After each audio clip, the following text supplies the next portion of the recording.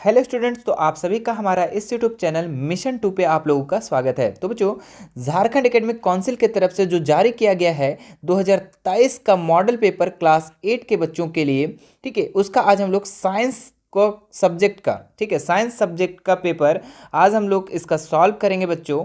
ठीक है, और ये जो मॉडल पेपर है ये पूरे तरीके से ऑफिशियल है बच्चों, 2023 का मॉडल पेपर। ये मॉडल पेपर बच्चों आज हम लोग देखेंगे कि किस तरीके का सवाल जो आया है आप लोग का आने वाला है।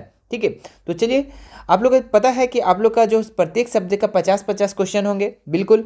कुल बहुविकल्पीय प्रश्न 50 होंगे, ठीक है, कुल 50 बहुविकल्पीय प्रश्न है और सभी प्रश्न का अनिवार्य करना है, ठीक है, और सभी जो प्रश्न है एक एक अंक का है। ठीक है, तो चलिए हम लोग देखते हैं कि किस तरीके का सवाल पूछा जाएगा, कौन कौन से सवाल आप लोग का एग्जाम में पूछा जाएगा। तो देखिए, सबसे पहला क्वेश्चन अगर हम लोग देखें, क्या लिखा हुआ है, भारत में प्रोजेक्ट टाइगर शुरू किया गया, कब किया गया? 1990 में, 1972-73 में, 2007-8 में शुरू नहीं हुआ। ठीक है, तो भारत में जो प्रोजेक्ट टाइगर जो शुरू किया गया बच्चों, वो 1972-73 में। ऑप्शन नंबर 20 का राइट हो जाएगा। चलिए आगे बढ़ते हैं हम लोग अगला सवाल में। सर्वप्रथम, सॉरी भारत नहीं, सर्वप्रथम कोशिका की खोज किसने की? Robert Hooke, Robert Koch, Edward Jenner, Ronald Ross. ठीक है, तो कोशिका का खोज किसने किया बच्चों? रॉबर्ट हुक ने किया। ठीक है, रॉबर्ट हुक ने की। और कब किया गया? तो 1665 में। कब हुआ? 1665 में रॉबर्ट हुक ने कोशिका का खोज किया। चलो आगे बढ़ते हम लोग तीसरा नंबर सवाल में। एक मुलायम धातु जिसे चाकू से आसानी से काटा जा सकता है, लॉलीपॉप सवाल है बच्चों। ठीक है, लॉलीपॉप सवाल क्या है? एक ऐसी मुलायम धातु जो चाकू से आसानी से काटा जाता है, क्या है? चांदी, पारा, सोडियम, सोना। ठीक है, तो इसका आंसर हो जाएगा आप लोग का सोडियम। ठीक है, सोडियम एक ऐसी धातु है बच्चों जिसे चाकू से आसानी से काटा जाता है। ठीक है, कोई भी धातु को आप काट सकते हो चाकू से? नहीं, लेकिन एक सोडियम ऐसा धातु है जो चाकू से काट सकते हैं आप। ठीक है, चलिए आगे बढ़ते हैं हम लोग अगला सवाल में। निम्नलिखित में कौन सी ऐसी धातु है जिसे विद्युत लेपन के द्वारा किसी वस्तु को चमक को बढ़ाया जा सकता है? मतलब कि कौन सा ऐसा धातु है जिसका हम लोग विद्युत लेपन करें? ठीक है, कोई भी धातु में अगर हम विद्युत लेपन करें तो उसका चमक बढ़ जाता है। कौन सा धातु है? लोहा, क्रोमियम, तांबा, एल्युमिनियम।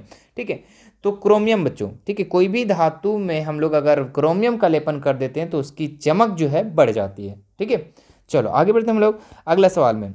संचरणीय रोग का सबसे मुख्य कारक क्या है? ठीक है, संचरणीय रोग में यानी कि बच्चों एक बॉडी से दूसरे बॉडी में फैलना, एक व्यक्ति से दूसरे व्यक्ति में फैलना। तो सबसे जो मुख्य कारक कौन है? ठीक है, चींटी, ड्रैगन, मकड़ी, घरेलू मक्खी। तो बच्चों सबसे जो मुख्य कारक है ये घरेलू मक्खी, इसी के कारण संचरणीय रोग फैलता है, एक व्यक्ति से दूसरे व्यक्ति में फैलता है। ठीक है, चलिए आगे बढ़ते हैं हम लोग। अगला सवाल देखते हैं हम लोग। निम्न में कौन सा जंतु जरायुज है? ठीक है, मनुष्य, मुर्गी, कौवा, बतख। ठीक है, तो जरायुज किसको बोलते हैं बच्चों? जो जो अंडे ना देकर शिशु को जन्म देते हैं उसे हम लोग जरायुज कहते हैं, है ना। जैसे कि मनुष्य क्या करता है? अंडा देता है? नहीं, ये क्या करते हैं? शिशु देते हैं, है ना, ये जन्म देते हैं, बच्चे का जन्म देते हैं।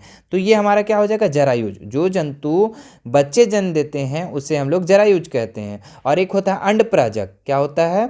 अंडप्राजक। ठीक है, अंडप्राजक क्या होता है कि जो जंतु शिशु को जन्म ना देकर अंडे देते हैं उसे क्या कहते हैं? अंडप्राजक। जैसे मुर्गी, है ना, ये सब क्या देते हैं? अंडा देते हैं, है ना, चिड़िया वगैरह ये सब, है ना। लेकिन जरायुज में है क्या आ जाएगा? मनुष्य, मुर्गी, कौवा, बतख। तो जरायुज में हम लोग क्या बताया कि जो शिशु को जन्म देते, कौन देते हैं? मनुष्य। ऑप्शन नंबर ए इसका राइट आंसर हो जाएगा। ठीक है, चलिए 7 नंबर सवाल देखते हैं हम लोग।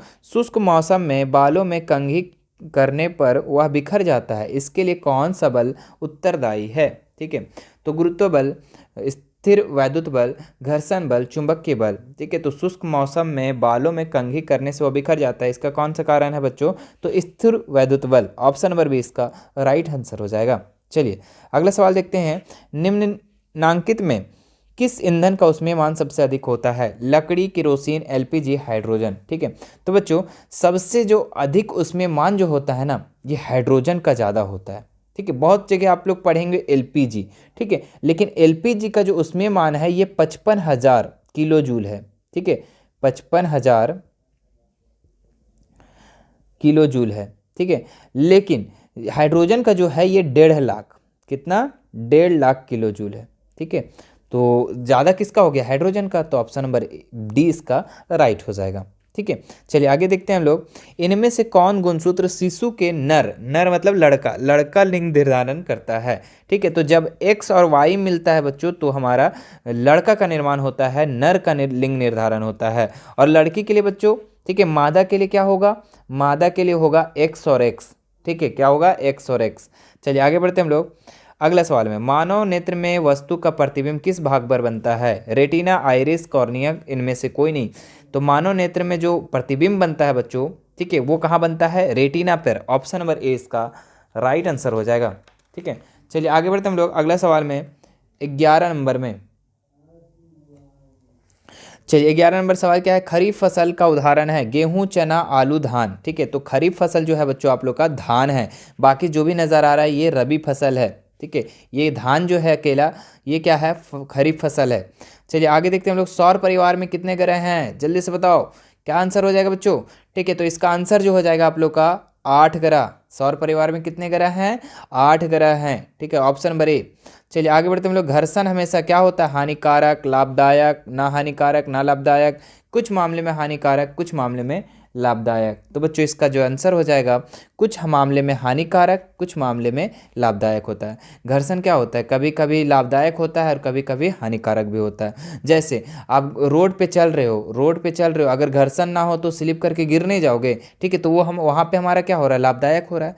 और हानिकारक कहाँ होता है, जैसे मान लो कि हमको कोई जगह है, ठीक है, कोई फर्श है और फर्श में खदखुरा टाइप से है और हमको यहाँ से कुछ खिसका के ले जाना है। ठीक है, और वहाँ पे घर्षण ज़्यादा है तो बहुत दिक्कत होता है इधर से उधर खिसकाने में। ठीक है, तो वहाँ पे हमारा हानिकारक हो गया।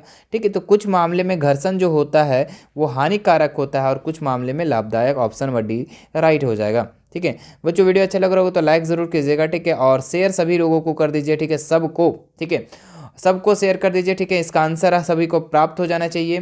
ठीक है, और सबको आंसर समझ में भी आ जाना चाहिए। ठीक है, सिर्फ रटने से नहीं होगा बच्चों, यहाँ पे समझना भी बहुत ज़रूरी होता है। ठीक है, सभी को शेयर कर देना बच्चों। ठीक है, अपने स्कूल ग्रुप, अपने फ्रेंड्स, रिलेटिव सबको शेयर कर देना। चलिए 14 नंबर सवाल देखते हैं हम लोग, पैराशूट बनाने में किस रेशे का प्रयोग किया जाता है। तो पैराशूट पॉलिस्टर में, नायलॉन से यूज किया जाता है, कपास का, या फिर इनमें से कोई नहीं। तो पैराशूट बनाने में किस रेशे का प्रयोग किया जाता है बच्चों, नायलॉन का। ऑप्शन नंबर 20 का राइट हो जाएगा। ठीक है, चलिए आगे हम लोग देखते हैं अगला सवाल में क्या लिखा हुआ, मानव के कानों के श्रव्यता प्रास कितनी है। ठीक है, तो मानव के लिए श्रव्यता जो प्रास है बच्चों वो 20 से 20,000 हर्ट्ज तक। ठीक है, ऑप्शन नंबर ए इसका राइट हो जाएगा। 20 हर्ट्ज से 20,000 हर्ट्ज तक। ठीक है, याद रखना बच्चों। ठीक है, ऑप्शन नंबर ए इसका राइट हो जाएगा। चलिए आगे बढ़ते हैं हम लोग, किस यंत्र के उपयोग से भूकंप की तरंगों को रिकॉर्ड किया जाता है। रिएक्टर, पैमाना, कंप्यूटर, भूकंप लेखी, इनमें से कोई नहीं। तो किस यंत्र का उपयोग से भूकंप की तरंगों का रिकॉर्ड किया जाता है, तो भूकंप लेखी। ठीक है, तो ऑप्शन नंबर सी इसका राइट हो जाएगा बच्चों। ठीक है, चलिए आगे देखते हैं हम लोग 17 नंबर सवाल क्या लिखा हुआ, विश्व तापन का प्रमुख कारण है नाइट्रोजन की बढ़ती मात्रा, ऑक्सीजन की बढ़ती मात्रा, ओजोन की बढ़ती मात्रा, कार्बन डाइऑक्साइड की बढ़ती मात्रा। तो 17 नंबर का जो सवाल का आंसर हो जाएगा बच्चों, ठीक है, ये होगा option number D, carbon dioxide की बढ़ती मात्रा। ठीक है, विश्व तापन का प्रमुख कारण क्या है, कार्बन डाइऑक्साइड की बढ़ती मात्रा। ठीक है, चलिए आगे बढ़ते हम लोग अगला सवाल में, संकटापन्न प्रजाति है, क्या है बच्चों संकटापन्न प्रजाति, घोड़ा, गाय, कुत्ता, बाघ। ठीक है, तो संकटापन्न जो प्रजाति है यानी कि जो संकट में बच्चों वो अब खत्म होने वाला है, वो कौन सा जाति है, तो बाघ। ये धीरे धीरे अब क्या हो रहा है बच्चों, धीरे धीरे लुप्त होते जा रहा है। ऑप्शन नंबर डी इसका राइट हो जाएगा। जंतु कोशिका में क्या अनुपस्थित होता है। ठीक है, कोशिका झिल्ली, केंद्रक, केंद्रक भित्ति, कोशिका भित्ति, जीवद्रव्य। ठीक है, तो जंतु कोशिका में बच्चों कोशिका भित्ति नहीं होता है, याद रखना। ठीक है, पादप कोशिका में कोशिका भित्ति होता है लेकिन जंतु कोशिका में कोशिका भित्ति अनुपस्थित होता है, एब्सेंट होता है। चलिए आगे देखते हैं हम लोग अगला सवाल में 20 नंबर में क्या लिखा है, जल के शुद्धिकरण में किस अधातु का उपयोग होता है। Bromine, chlorine, oxygen, nitrogen. ठीक है, तो जल के शुद्धिकरण में किस अधातु का उपयोग होता है बच्चों, तो क्लोरीन। ठीक है, Cl। ऑप्शन नंबर 20 का राइट हो जाएगा। चलिए आगे बढ़ते हैं हम लोग, विश्व के पहले प्रतिजैविक का नाम है। ठीक है। तो सबसे पहले प्रतिजैविक जो था बच्चों ये आपका पेनिसिलिन, ऑप्शन नंबर डी इसका राइट हो जाएगा। ठीक है, चलिए आगे बढ़ते हम लोग अगला सवाल में। 22 नंबर सवाल में क्या लिखा हुआ है, पानी में हाइड्रोजन एवं ऑक्सीजन का अनुपात कितना होता है। पानी में जो हाइड्रोजन और ऑक्सीजन का जो अनुपात होता है बच्चों वो होता है आपका 2:1। ठीक है, ऑप्शन नंबर ए इसका राइट हो जाएगा। ठीक है, हाइड्रोजन जब 2 होगा बच्चों, हाइड्रोजन 2 होगा तो ऑक्सीजन 1 होगा, चूँकि आपका जल का सूत्र ही होता है H2O। ठीक है, हाँ आगे देखो, निम्न में से किस जीव में द्विखंडन द्वारा जनन होता है। Hydra, paramecium, amoeba, bacteria. ठीक है, जल्दी से बताओ बच्चों इसका कौन सा आंसर होगा। ठीक है, तो निम्न में से किस जीव में द्विखंडन होता है बच्चों, तो इसका आंसर हो जाएगा आप लोग का अमीबा। क्या हो जाएगा, अमीबा, ऑप्शन नंबर सी इसका राइट हो जाएगा। चलिए आगे देखते हैं हम लोग। द्रव का दबाव गहराई बढ़ने से क्या होता है, घटता है, बढ़ता है, कोई प्रभाव नहीं पड़ता। ठीक है, तो बच्चों इनमें से कोई नहीं, तो बच्चों इसका राइट आंसर हो जाएगा बी नंबर, बढ़ता है। ठीक है, चलिए आगे देखते हैं हम लोग अगला सवाल में। ईंधन के उसमें मान का मात्रक क्या होता है, केजी, किलोजूल, किलोजूल के पर केजी, या फिर केजी या फिर केजूल। ठीक है, तो ऑप्शन नंबर सी इसका राइट हो जाएगा बच्चों, किलोजूल पर केजी, ऑप्शन नंबर सी। चलिए आगे देखते हैं हम लोग क्या लिखा है, किशोरावस्था की उम्र क्या होती है, किशोरावस्था की उम्र कितना होता है। ठीक है, तो 11 से 19, 6 से 10, 0 से 6, या फिर इनमें से कोई नहीं। तो बच्चों किशोरावस्था की जो उम्र होता है वो 11 से 19 वर्ष। ठीक है, चलिए आगे बढ़ते हैं हम लोग। फूलों, अच्छा एक सवाल और छूट रहा था ना, हाँ 27 नंबर। सामान्य नेत्र के द्वारा पढ़ने के लिए सर्वाधिक सुविधाजनक दूरी। ठीक है, तो जनरल तरीके से बच्चों जिसका जनरल आँख है, ठीक है, जिसका आँख खराब नहीं है, ठीक है, वो उसका आँख पढ़ने के लिए सर्वाधिक सुविधाजनक दूरी कितना होना चाहिए, तो 25 सेंटीमीटर।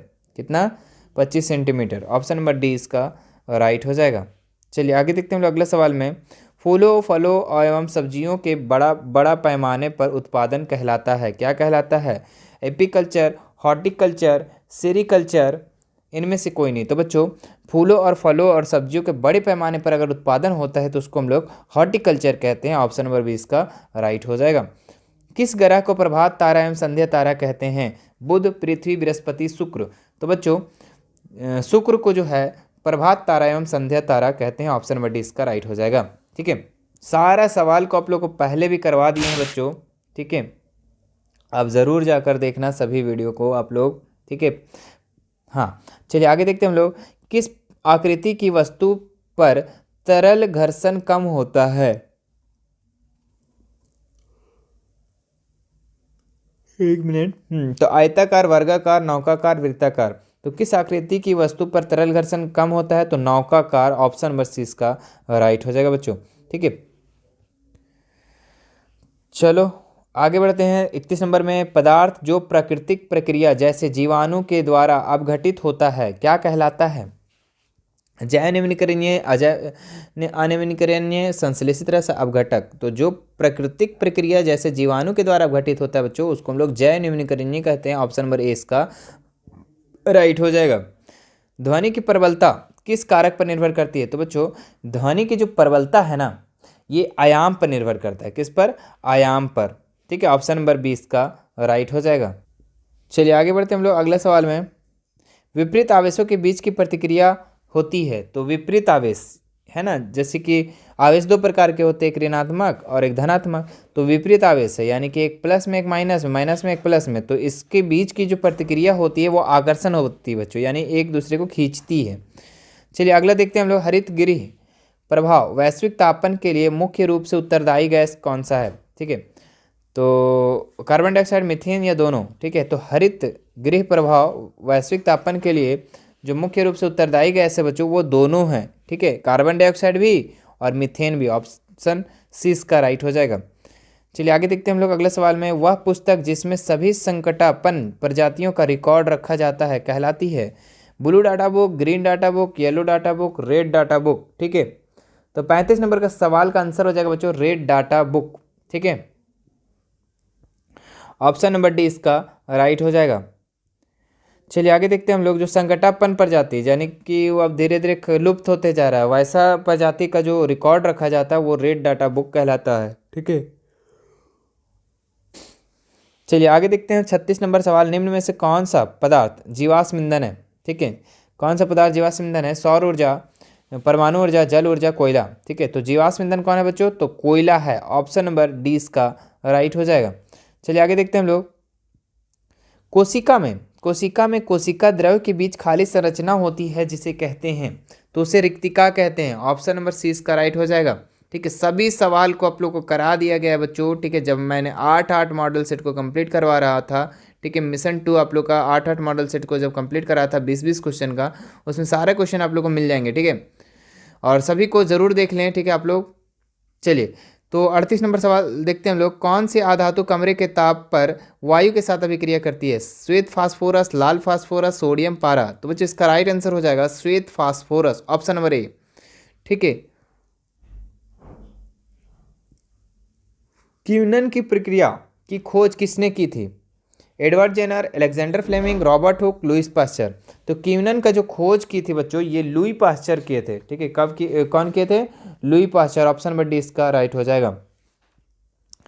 जब चालक विलयन में विद्युत धारा प्रवाहित की जाती है तब विलयन का रंग परिवर्तन हो जाता है। यह संकेत करता है विद्युत धारा का रासायनिक प्रभाव का, विद्युत धारा का उष्मीय प्रभाव का, विद्युत धारा चुंबकीय प्रभाव का, विद्युत धारा तड़ित प्रभाव का। तो बच्चों जब विलयन में विद्युत धारा प्रवाहित किया जाता है, ठीक है, करंट को, तो विलयन का रंग इसलिए बदल जाता है क्योंकि वो रासायनिक प्रभाव के कारण, विद्युत धारा के किसके कारण? रासायनिक प्रभाव के कारण। चलिए आगे देखते हैं हम लोग अगले सवाल में। विश्व में सर्वप्रथम एक भेड़ का क्लोन विकसित किया गया था जिसका नाम था बारबी, चार्ली, डॉली, सिम्बिया। ठीक है, तो बच्चों इसका राइट आंसर हो जाएगा डॉली। ठीक है, एक भेड़ क्लोन विकसित किया गया था विश्व में सर्वप्रथम एक भेड़ क्लोन विकसित किया गया था जिसका नाम क्या था? डॉली। चलिए आगे देखते हैं। तरल क्या है बच्चों? ठीक है, तो ठोस एवं द्रव एवं गैस, ठोस एवं गैस इनमें से कोई नहीं। तो द्रव और गैस जो है बच्चों ये तरल है। ऑप्शन नंबर बी इसका राइट हो जाएगा। चलिए आगे देखते हैं हम लोग। विद्युत उपकरणों में लगी आग को बुझाने के लिए सबसे अच्छा अग्निशामक है, तो क्या है? जब विद्युत उपकरण, जब बोर्ड वगैरह से मतलब बिजली से जब लगती है आग तो उसको बुझाने के लिए क्या ज़रूरत पड़ता है? पानी का, पेट्रोल का, कार्बन डाइऑक्साइड, तेल। तो जो सबसे अच्छा अग्निशामक है बच्चों वो carbon dioxide. Option number C. ठीक है, बहुत सारे सोचेंगे कि आग वो लग गया चलो पानी से बुझा देते हैं। गलत बाबू, ऐसे नहीं, करंट मार देगा। ठीक है, हाँ, विद्युत उपकरण से न लगा है आग जी तो वहाँ कार्बन डाइऑक्साइड वाला यूज़ होता है। ठीक है, जो हाँ आपके स्कूल में जो रेड कलर का इस तरीके से अग्निशामक होगा, ठीक है, अब कोई दीवार वगैरह में, ठीक है, तो वो उसमें क्या होता है? कार्बन डाइऑक्साइड भरा होता है। चलिए 44 नंबर सवाल देखते हैं हम लोग। लड़कों के गले के सामने उभरा हुआ भाग कहलाता है। ठीक है, तो जो लड़का होता है बच्चों, ठीक है, तो लड़का के जो गर्दन में एक यहाँ पे उभरा हुआ नज़र आता है, ये क्या होता है? तो इसका नाम है बच्चों एडम्स एप्पल या कंठमणि। ऑप्शन नंबर ए इसका राइट हो जाएगा। चलिए आगे देखते हैं हम लोग। श्वेत प्रकाश में कितने रंग होते हैं? तो बच्चों श्वेत प्रकाश में 7 रंग होते हैं। ऑप्शन नंबर डी राइट हो जाएगा। चलिए आगे देखते हैं हम लोग। एक स्थान पर एक ही प्रकार के बड़ी मात्रा में उगाए गए पौधे को क्या कहते हैं? अनाज, फसल, कृषि, खेती। तो एक स्थान पर एक ही प्रकार के बड़ी मात्रा में अगर उगाए जाने वाले जो पौधे होते हैं बच्चों उसको हम लोग फसल कहते हैं। मतलब एक ही प्रकार के पौधे को उगाना एक जगह पे, तो उसको हम लोग क्या कहते हैं? फसल, है ना। खगोलीय पिंडों के बीच की दूरी को किस इकाई में मापा जाता है? तो बच्चों खगोलीय पिंडों के बीच की दूरी को प्रकाश वर्ष से मापा जाता है। ठीक है, ऐसा नहीं कि मीटर से मापा जाता है बाबू, बहुत दूरी होता है, बहुत दूर दूर होता है। ठीक है, तो वहाँ पे मीटर काम नहीं चलेगा, वहाँ पे प्रकाश वर्ष, 1 प्रकाश वर्ष, 2 प्रकाश वर्ष, इस तरीके से यहाँ वहाँ पे मापा जाता है। ठीक है, वहाँ पे मीटर, किलोमीटर नहीं, क्योंकि वो बहुत ज़्यादा दूर होता है खगोलीय पिंड। जैसे मान लो कि सूरज से चंद्रमा की दूरी तो वो प्रकाश वर्ष से मापा जाता है। सूरज से पृथ्वी की दूरी प्रकाश वर्ष से मापा जाता है। ठीक है, जिस तरीके से मीटर होता है उस तरीके से प्रकाश वर्ष होता है। चलिए आगे बढ़ते हैं हम लोग अगले सवाल में। घर्षण चिकने सतहों की अपेक्षा रुखड़े सतहों पर क्या होता है, अधिक होता है, कम होता है, बराबर होता है, इनमें से कोई नहीं। तो बच्चों घर्षण चिकने सतहों की अपेक्षा रुखड़े सतह पर क्या होता है, अधिक होता है। अगर रुखड़ा है, खतखुरा टाइप से है, तो वहाँ पे घर्षण ज़्यादा होगा, ठीक है। और जहाँ पे बच्चों प्लेन है वहाँ पे घर्षण क्या होगा, कम होगा। तो यहाँ पे कौन सा हो जाएगा, रुखड़े सतह पर क्या हो जाएगा, अधिक होता है घर्षण। चलिए अगले देखते हैं हम लोग 49 नंबर सवाल। निम्न में कौन प्राकृतिक बहुलक है, पॉलिस्टर, सेलुलोज, एक्रिलिक, लाइलॉन, ठीक है। तो निम्न कौन सा प्राकृतिक बहुलक है बच्चों, तो सेल्यूलोज, ठीक है। ऑप्शन नंबर 20 का राइट हो जाएगा। चलिए लास्ट सवाल है बच्चों 50 नंबर। जो ध्वनि सुनने में अप्रिय लगती है उसे कहते हैं, क्या कहते हैं, शोर, क्या कहते हैं, नॉइस, शोर कहते हैं बच्चों, ठीक है। जो ध्वनि हमको सुनने में अच्छा नहीं लगता उसको हम लोग क्या सोचते हैं, शोर, ठीक है। तो ऑप्शन नंबर 6 का राइट हो जाएगा। तो ये था बच्चों साइंस का, ठीक है, साइंस का 50 सवाल जो कि आपके 2023 मॉडल पेपर का था, ठीक है।